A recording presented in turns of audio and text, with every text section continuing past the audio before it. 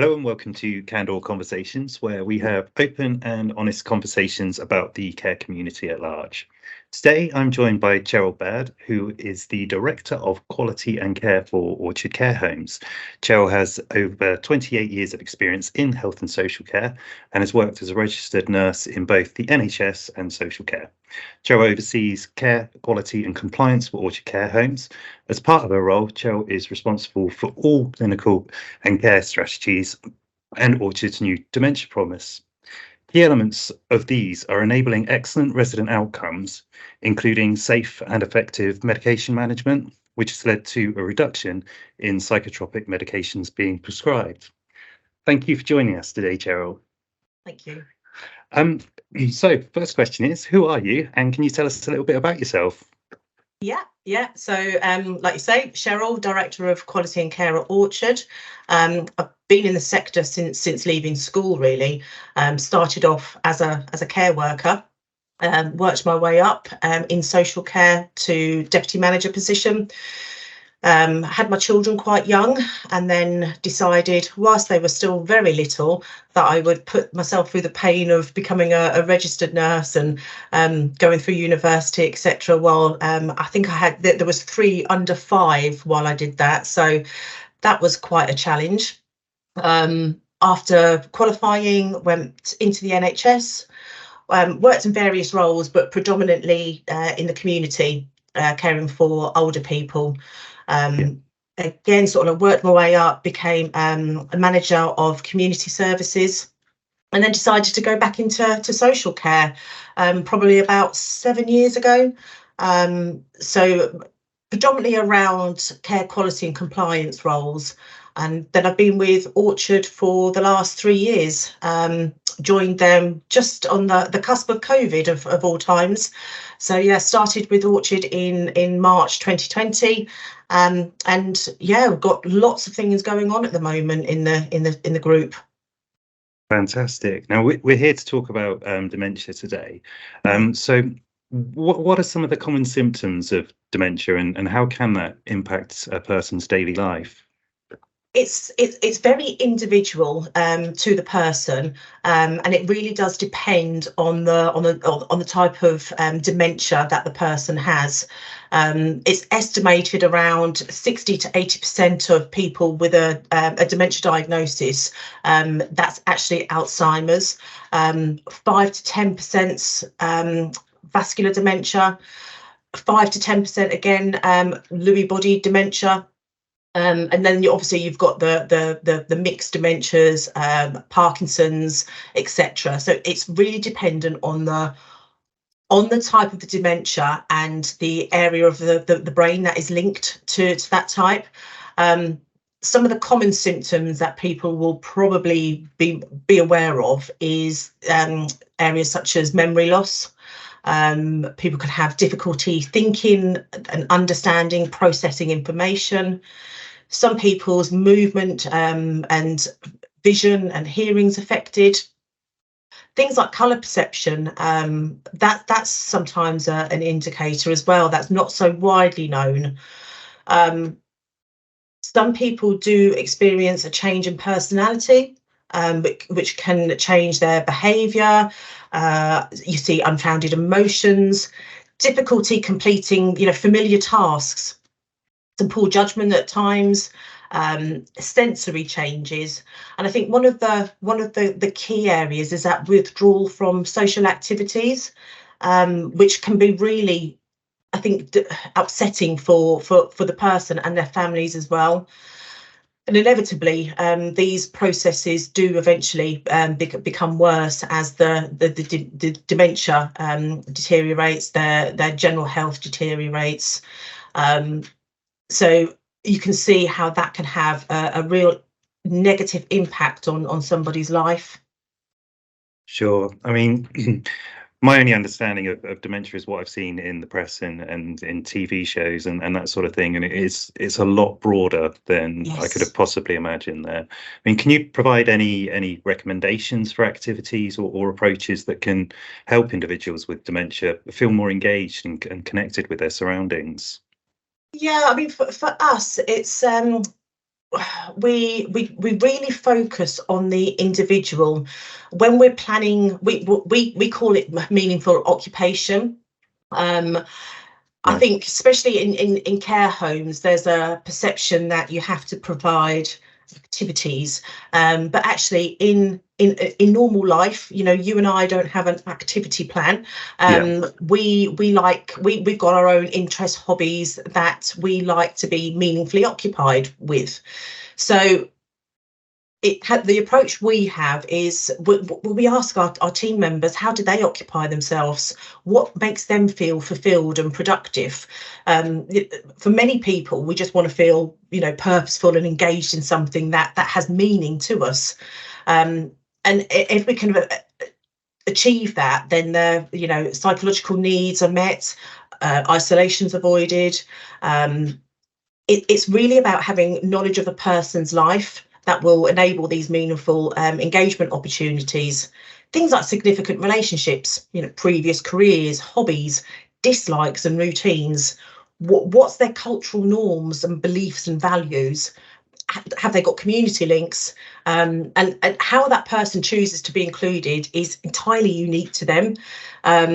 Everybody's got very different backgrounds and routines. And just because somebody's been diagnosed with dementia doesn't mean that they automatically disappear. I think one of the key things that I think a lot of people working in dementia have found that music's a really powerful engagement tool.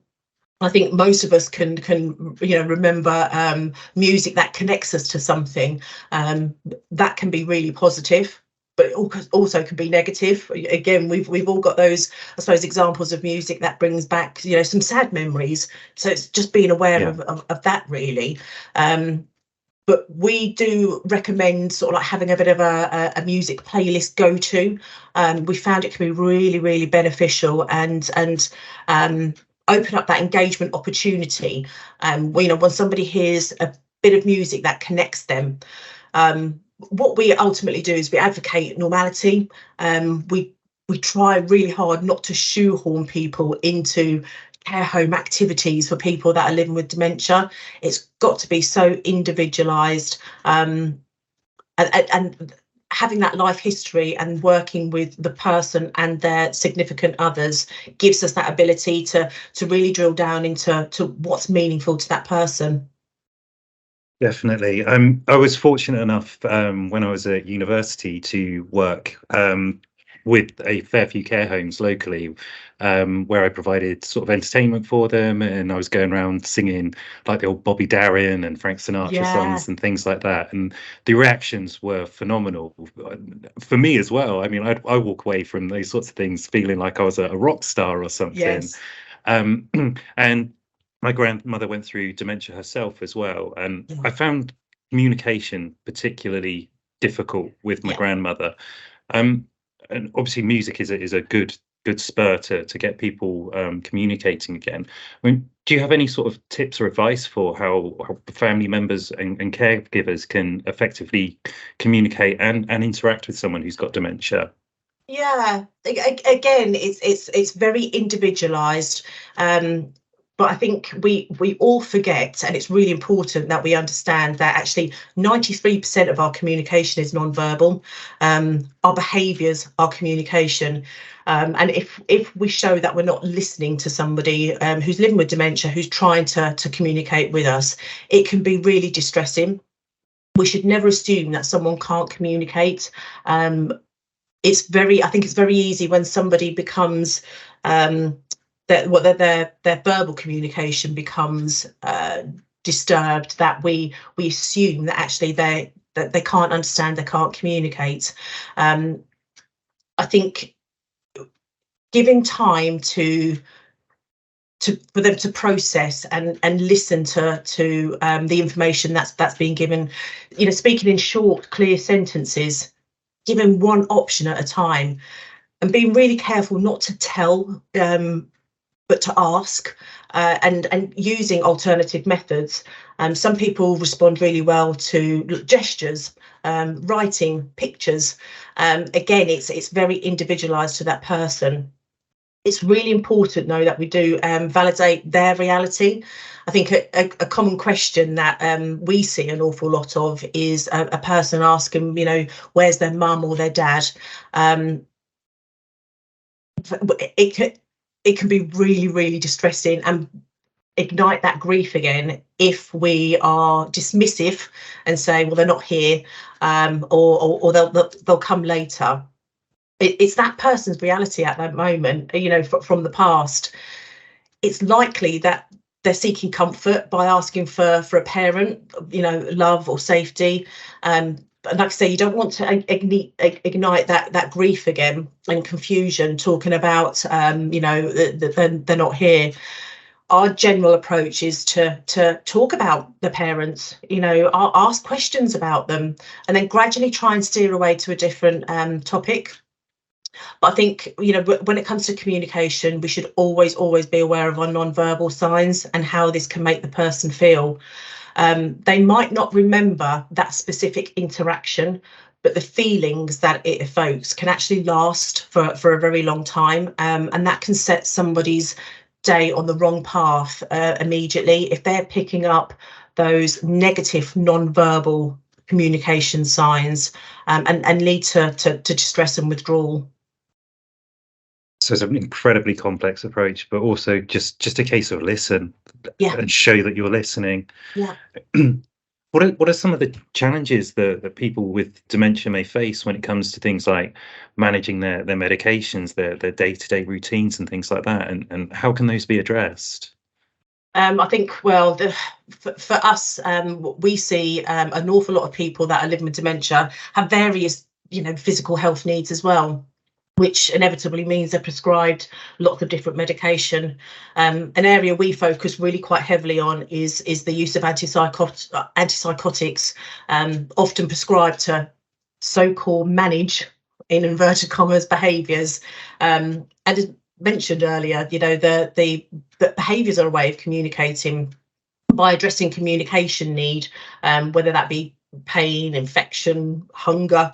Are they thirsty? Are they bored? Are they overstimulated, constipated, and so on? The need to manage behaviours disappears, and therefore medication's not so required. For us, we think it's really, really important that the person had a medication review. I could talk forever about the anticholinergic effect that impacts people living with dementia, but that's a very long and complicated subject, but it has a huge impact on cognition. Having a medication review and looking to see what is actually benefiting these people is the first step, because you can reduce the amount of medication that's been given, and hopefully reduce some of the side effects of that medication. But I think where the person is able to understand about taking medication, explain to them what it's for. Again, ensure you've given enough time and space for them to process the information that's being given. Set proper times. People with some complex needs associated with dementia, they like routine, and if we can stick to a routine of when they're having their medication, it can help reinforce that routine. Again, make sure that if somebody likes to sleep until 11 o'clock in the morning, don't start trying to give them a medication at 8 o'clock in the morning. Wait, let's have a look at their medication times. As a very last resort, you can look at covert medication, which is that should really be decided alongside a mental capacity assessment, best interest decision, made with a multidisciplinary team, where you covertly administer medication. We only really advocate that in extreme situations where it's vital that that person has the medication for their health and well-being. And if they're consistently refusing to take it, we can look at those covert measures. But again, it's something we don't like to do unless we have to. But it's all about again, information sharing, giving a person the time and space to ask questions about why they're taking the medication, and again, don't rush them. Absolutely. I mean, orchard care homes look at dementia in a unique way. And it's not just about supporting the person with dementia. Obviously, it's about supporting the families. It's supporting the caregivers themselves who are caring for that person with dementia. Um, Now, we touched upon the Dementia Promise. So, what is the Dementia Promise for those that don't know? So the Dementia Promise is it's multifaceted, really. It's a in essence, it's a training program, but we've spent a year researching and pulling together some of the best evidence that we can to support our colleagues to deliver the best dementia support. It's broken into 3 different areas. So everybody in the organisation has a level of dementia training, whether they work in finance, estates, the catering teams, domestic teams. Everybody will have a level of training. It's face-to-face training delivered by our head of dementia and dementia leads. We go up to level 3, so it gets quite complicated, and we look at all things dementia, but we do focus on areas such as the law and legislation. We really delve into communication and distress response, but we also play a focus on the part that families play in making sure that we are delivering the best care. Family support is so important, and we encourage and advocate that they remain as active, in the person's care as they want to be. We ask for their input into support plans. We include them in reviews. Again, the family members, significant others of residents that are living with dementia know these people better than anybody else. So getting that information about their life history is really important. We have got a dedicated email address that is about to go live for families to be able to speak to our dementia specialists, our head of dementia, our dementia leads in the organisation. If they just want to ask, some questions that they don't feel confident asking face to face, for example, and that's going to be open up to anybody, not just for families and residents of orchard care homes. Within the Dementia Promise, we also look at the environment. I think there has been a tendency to think that everybody that lives with dementia likes really bright, quite childlike colours. Our experience has been that actually that can overstimulate people. So we've done a lot of work on the environment. We've got feedback from relatives and people that use the services about what they would like to see. Our ultimate aim is really just to normalise life for these people, move away from the traditional care home approach to dementia care. So our environments are quite calming. We've got areas where there's like breakout areas, little reading nooks, workshops, laundries, kitchenettes, so people can do what they would do at home. And the promise is really just about making sure that everybody has got the up-to-date evidence-based knowledge around how to really support these people in terms of medication, in terms of legislation, in terms of communication.